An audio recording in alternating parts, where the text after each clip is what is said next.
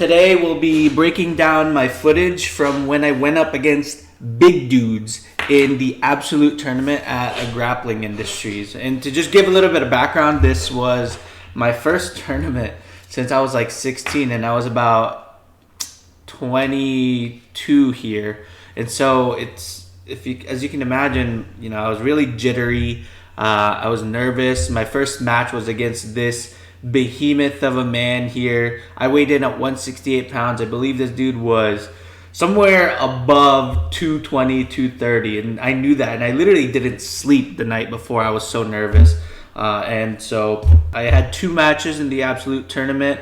I went 1-1, and we'll see that footage and also talk about some of the lessons that I learned going up against big dudes as a smaller dude. Let's go ahead and get started.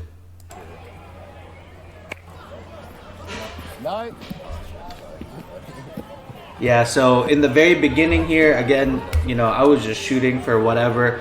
One thing you should never ever do against a big dude, and I do it constantly here, is just shoot straight up, like shoot for a double leg.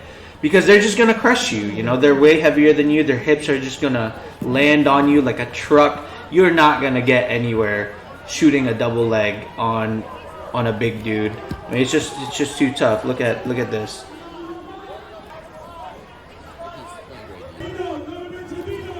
Yep, see, I just keep trying it, and obviously I'm not strong enough to just bring his hips towards me to finish the takedown. It's just too hard.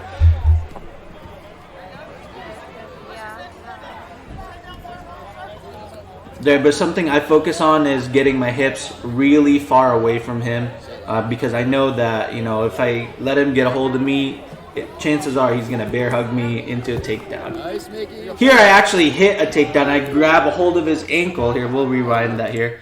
I grab a hold of his ankle, and then I'm able to cut the angle and then finish the takedown here. So I actually, it worked out there, but from these matches, I really learned not to do straight double legs on big dudes anymore. See, did it there again. Give him a nice belly tap there. See, did it again. Boom. He does the big man throw on me. We take out the ref.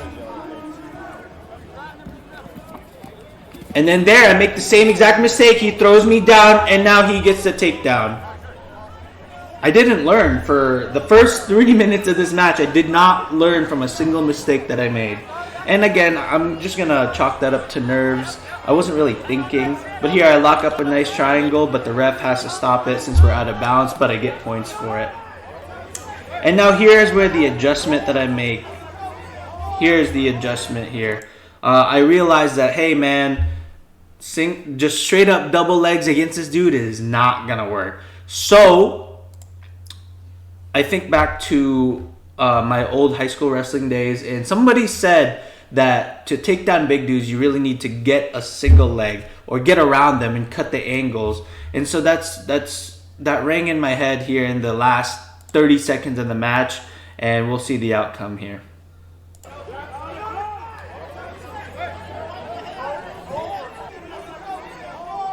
All right, so here, fake, boom. Get around him. Right, and that's a lot easier than going through him. Getting around a big dude is going to be much easier as a smaller guy because you have that speed advantage. And so really from that match, I really learned to forgo and just dead the straight double legs. Although I felt more comfortable doing double legs, I went to the single legs, the sweep single and the outside sweeps, to really just finish those takedowns against those big dudes and cut the angle much quicker than them because I knew that I had that speed advantage. And so that was a nice adjustment that I made there. And as you can see, it really carries over to the next match because I'm like, okay, this guy's bigger than me as well. So I'm not even going to bother with the double leg takedown. I'm just going to go in straight for a single leg takedown like I did in that last match that won me the match.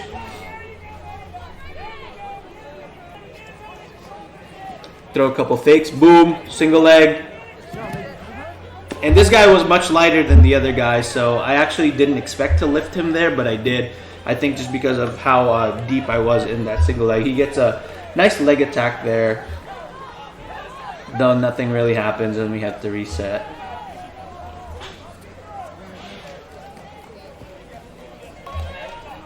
Yeah, and he pulls guard here.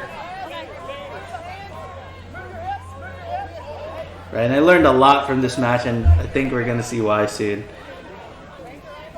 So here I play really aggressive. I was really confident, especially after beating that really big dude. I passed this guy's guard with a knee slice, and I'm feeling confident here. I'm feeling mad confident here. I'm like, literally what I'm thinking in this moment is, damn, yo, I'm too tough, bro. Look at this. I'm dominating this dude. I have a lot of points on the board at this point. I'm on top. I'm about to take his back. I do take his back. Bro, I'm feeling good here, man. And then I'm like, I'm going to finish this guy. Boom. Go for arm bar. Failed arm bar. Terrible attempt. He ends up on top. And once a big dude ends up on top in a competition, it's not good, bro. It's not good. It's terrible news.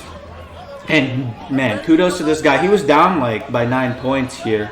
And he starts working it up. And so here, I'm starting to panic. I'm like, bro, I don't know what I'm going to do. I panic. I make some stupid movements. He gets me with the same exact move I was trying to do. Only he does it much cleaner than I did. And he gets the armbar finish here. So lessons to be learned there. I made a terrible decision here I was winning, I was on top, I was dominating, and for some reason I decide, just out of pure cockiness, out of confidence, out of inexperience, I'm like, I'm gonna finish this man. Give up a position, let a big dude on top of me. That was stupid. So that was a clear lesson learned there. All right, well, I hope everybody learned something today. I know I learned a lot going up against these big dudes, and I hope that, if you decide to do absolute tournaments, which I suggest to everybody, it's a good experience for sure.